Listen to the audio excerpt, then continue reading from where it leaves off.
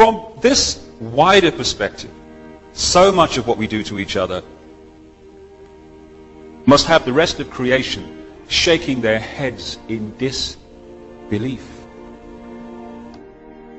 The fact is that someone born in the United States is not more special than someone born in Mexico. Someone born in London is not more special than someone born in Liverpool. Someone who is white is not more special than someone who is black. They're just vehicles for the consciousness to experience. If you go down to the seashore and you pick up a droplet of water in your hand, how can anyone say that that droplet is any more or less special than all the other billions and trillions of droplets you see in the ocean before you?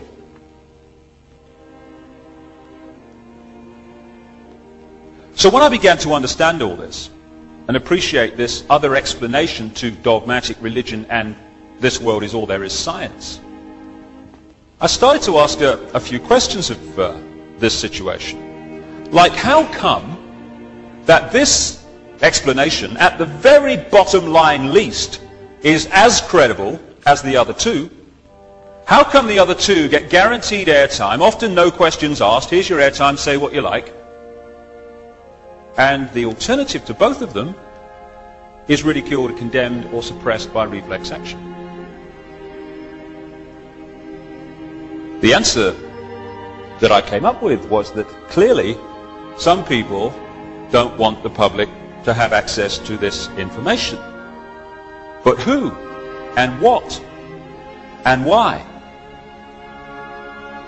And I began to ask other questions. Like, I don't know about you, but I've met a lot of people in my life, and I can't, to my knowledge, recall anyone who wanted a war, who had any interest in wars, who felt that wars were anything but horrific and to be avoided. So I thought, how come the world's been awash with wars throughout this century? Who's behind them? Or what? Or why? Then I kind of looked at this economic system that controls the world. An economic system that is so sane that the more successful it is in its own terms, the quicker it destroys the planet. It's the perfect environmental and human assassin. It insists every year that we take more from the earth even quicker, turn it into even more things, sell even more things, consume even more things, throw away even more things, to worship the real God of the modern world, economic growth. It insists that every year 20% of the people of the world consume 80% of the resources, while leaving the other 80% to get by on the other 20%. Crazy. Of course it is. But that's the economic system, take, make and throw away, that controls your life and mine. And that of 6 billion people nearly. So I thought, what's behind this self-destruction? Or who and why? I started to look at some of the other conventional wisdom that we pass on from generation to generation as the only way of doing things in this world. The wisdom that says, even though the economic system that I've just described is dismantling this planet, you ask a politician of any party anywhere in the world, what do we do to get out of this environmental situation? And they will say we must have more growth to raise the money to spend on the environment. If I said to you the way to put out a fire is to pour more petrol on it, you'd say he's out of his mind. But that's what the politicians are saying when they say about more growth to sort out the environment. It's conventional wisdom that it's fine to treat animals as mere commodities, to be made as fat as possible, as quick as possible, on as little food as possible. To condemn every year billions of animals to a lifetime of pain, fear and suffering in the name of economics. You're sane if you judge your success in healthcare not by how many people are healthy, but by how many diseased people you manage to treat. We're treating more patients than ever before. Why? Why are so many people ill? It's conventional wisdom that rising house prices are a sign of economic success when thousands are homeless because they can't afford them. You're sane if you think it's fine to support a system that is so successful that every year it turns out more suicide, alcoholism, drug taking, homelessness, pain, stress, fear and suffering in all its forms. We'd be in real trouble if this system wasn't working, wouldn't we? That is sanity. But it's the ultimate insanity. So who's behind it? Or what and why? I began to realize too that against the background of this utter self-destruction, on this same planet is stunning wisdom. And I began to see also that there is a great difference between cleverness and wisdom. They're not the same thing. This system's very clever, but it isn't very wise, and it's the lack of wisdom that is the problem.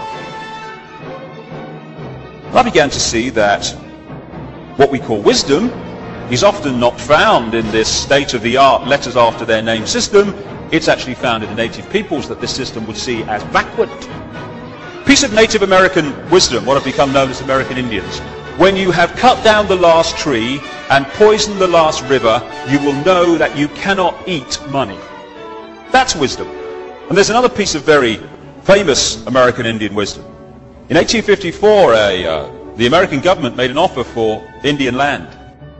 And under the system that I've been talking about and the attitudes and the values that are indoctrinated into us, what should have happened is this chief should have said, right, well, I'm on a winner here because it's a seller's market. I never put it on the market, therefore I'm in the driving seat.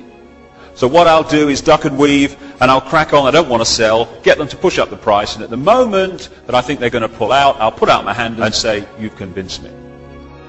And people will think, oh, what a great businessman he is, that chief. Fantastic. He's something in the city, he will. But there's another value system on this planet also. A value system that said this in terms of this chief. How can you buy or sell the sky? We do not own the freshness of the air or the sparkle on the water. How then can you buy them from us? Every part of the earth is sacred to my people, holy in their memory and experience. We know the white man does not understand our ways. He's a stranger who comes in the night and takes from the land whatever he needs. The earth is not his friend, but his enemy. And when he's conquered it, he moves on. He kidnaps the earth from his children. His appetite will devour the earth and leave behind a desert. If the beasts were gone, we would die from a great loneliness of the spirit. For whatever befalls the earth, befalls the children of the earth. It's sobering to think that those words were spoken in 1854, when you look what has happened since.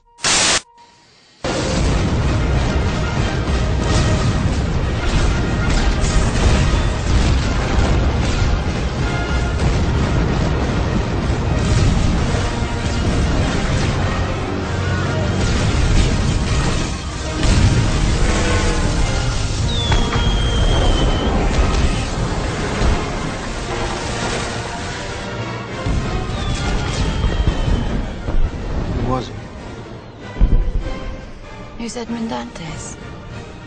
And who's my father? And my mother? My brother? My friend? Who is you? And me? Who's all of us?